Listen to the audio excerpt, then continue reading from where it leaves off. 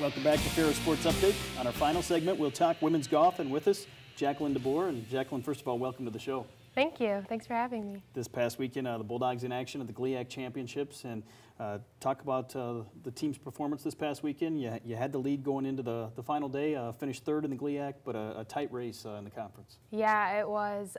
Grand Valley and Ashland and Findlay and us have all been really competitive, and it's a lot of fun to just get out on the course and compete with them. And I was really excited after coming in the second day and looking up at the leaderboard and just seeing how well our team performed. And I think it just says so much about our team, because on any given day, any of us could be the low round of the entire tournament, and that's really exciting for all of our top 5 to be that competitive.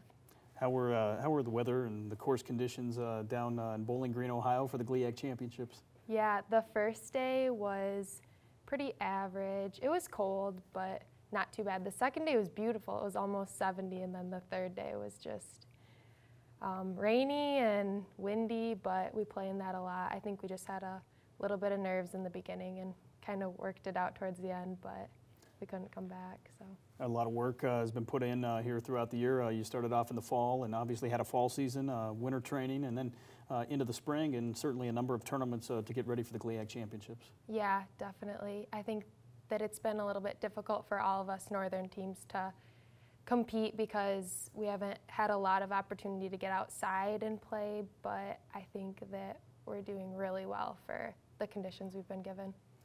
In the GLIAC Championships, you personally finished 4th overall. Just talk about your individual performance and how you felt about your play. I felt pretty good about where I'm at, where my game's at. Obviously, every golfer feels like they leave a lot out on the course. I definitely lost most of my strokes in the beginning of the round.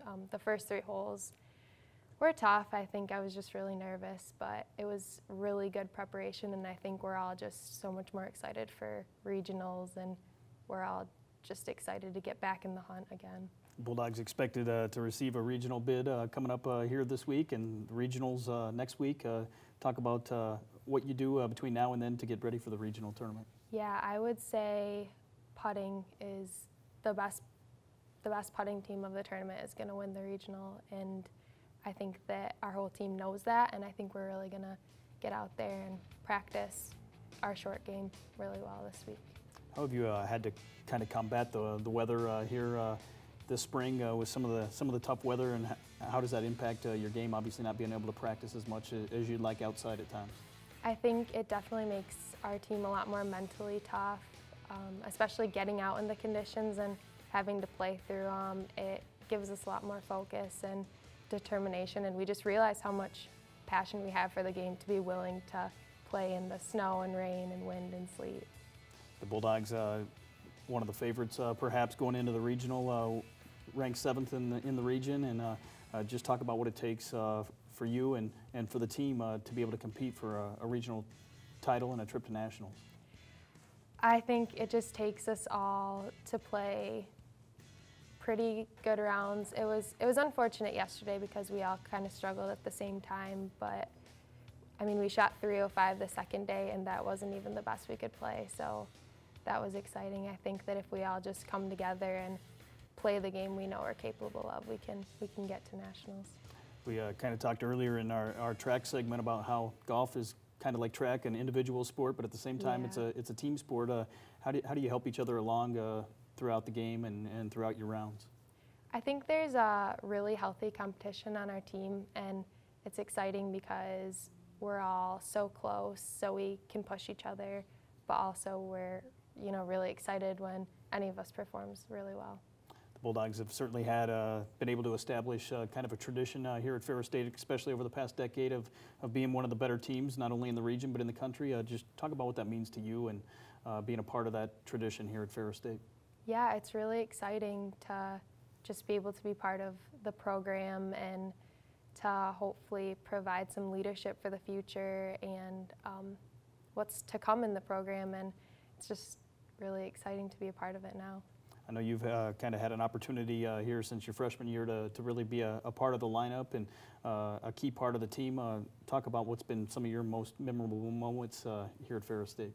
My freshman year, making it to nationals was very exciting, and then just this past fall when we won at Findlay, that was a pretty big deal to end on that note for the fall season. I know you've got a good lineup here that's kind of grown together and been able to work together here over the last couple of years. Just talk about some of your teammates and how they've improved their games and how that in turn helps the Bulldogs as a team and as a program. Yeah, we have a great mix. Our freshman has come on really strong. Libby Behrens this year.